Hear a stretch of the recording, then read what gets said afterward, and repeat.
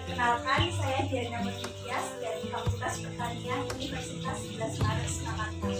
Nah, di sini saya akan sedikit membagikan ilmu yang telah saya dapat di perkuliahan mengenai pembuatan pupuk organik cair untuk menjaga kesuburan tanah secara berkelanjutan.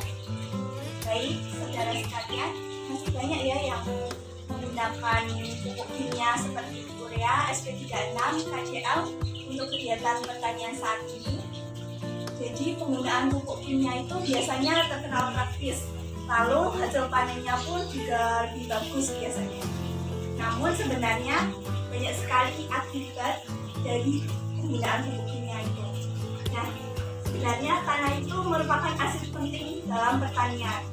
Saat ini banyak tanah di Indonesia yang tercemar, padahal kelestarian lahan ini perlu dipertahankan untuk kebutuhan produksi pertanian generasi mendatang.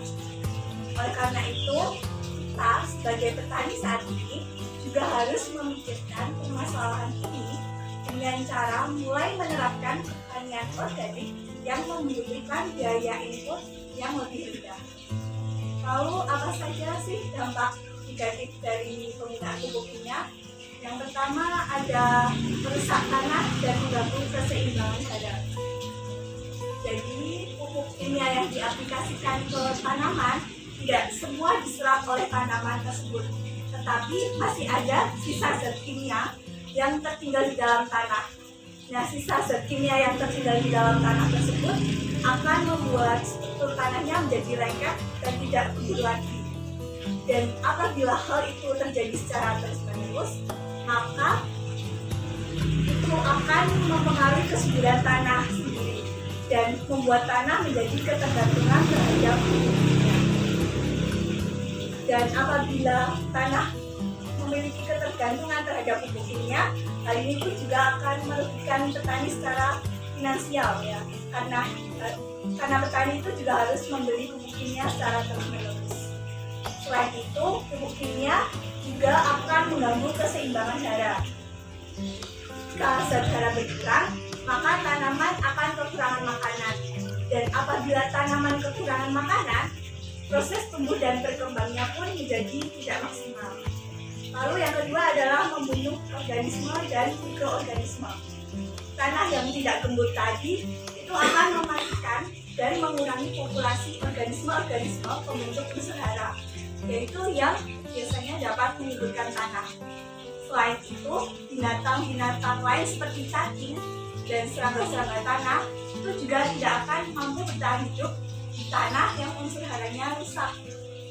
Nah, pupuk kimia itu tidak hanya mematikan organisme darat, tetapi juga mematikan fauna-fauna pertanian apabila zat kimia yang ada di lahan pertanian itu dialirkan ke sungai melalui air hujan, sehingga fauna-fauna pertanian itu pasti akan keracunan. Kok bisa keracunan? Itu disebabkan karena pupuk kimia itu biasanya mengandung zat seperti nitrat dan fosfat yang merupakan dua jenis zat kimia yang berbahaya karena racun yang dikandungnya. Lalu yang ketiga adalah menghambat pembentukan bahan organik. Jadi apabila mikroorganismenya itu mati, kerja dalam proses pembusukan bahan organik itu juga akan menjadi terhambat. Lalu yang keempat adalah mengganggu kesehatan manusia. Jadi sudah diketahui ya, kalau zat kimia apabila dikonsumsi secara terus-menerus itu pasti akan berdampak pada kesehatan kita juga. Jadi sebisa mungkin kita juga harus segera beralih dari penggunaan bahan kimia menjadi bahan organik. Lalu di sini saya akan memaparkan tentang keuntungan penggunaan pupuk organik cair atau yang sering disebut dengan POC. Yang pertama adalah ramah lingkungan. Ketika banyak orang yang memanfaatkan pupuk organik cair yang terbuat dari sampah sisa tanaman seperti yang sudah busuk-busuk itu juga akan mengurangi sampah yang ada di masyarakat.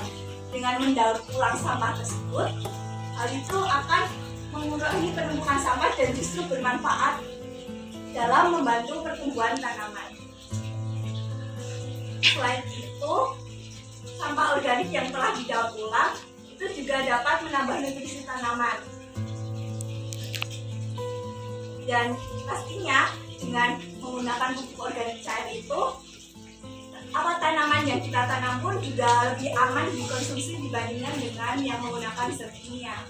Lalu yang kedua adalah dengan meningkatkan kualitas produk. Jadi kelebihan menggunakan pupuk organik cair lainnya itu adalah mampu menghasilkan tanaman yang berkualitas. Sayur yang diberi pupuk organik itu biasanya akan terlihat lebih segar dan lebih enak daripada yang menggunakan pupuk kimia. Terus biasanya itu juga akan bertahan lebih lama dalam daya simpannya. Lalu yang ketiga ada menghemat biaya.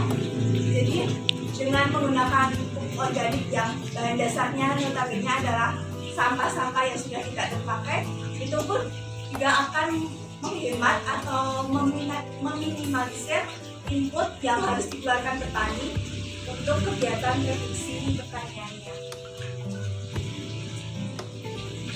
Lalu ini ada video pembuatan pupuk organik cair.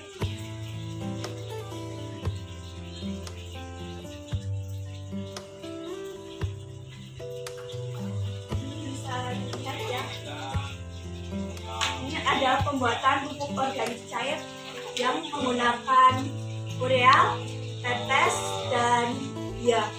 Nah, apabila pembuatan pupuk organik cair ini sudah selesai, itu bisa digunakan untuk membuat zat pengatur tumbuh tanaman yang bahan-bahannya adalah dari tomat busuk, tauge, bawang merah, bawang putih, dan lainnya. Jadi kita membuat sumbernya dahulu, membuat pupuk organik cair sebagai sumber terlebih dahulu.